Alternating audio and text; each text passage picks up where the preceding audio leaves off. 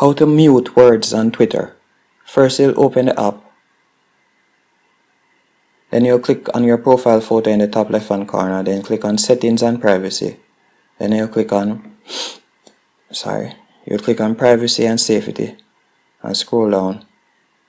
And then there you'll see Muted. You'll select that. Then select Muted Words.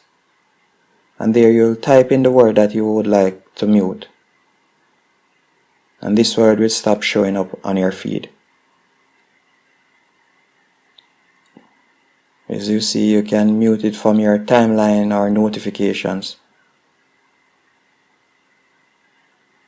After you have typed in the words, you can press save. And you can type in more than one word.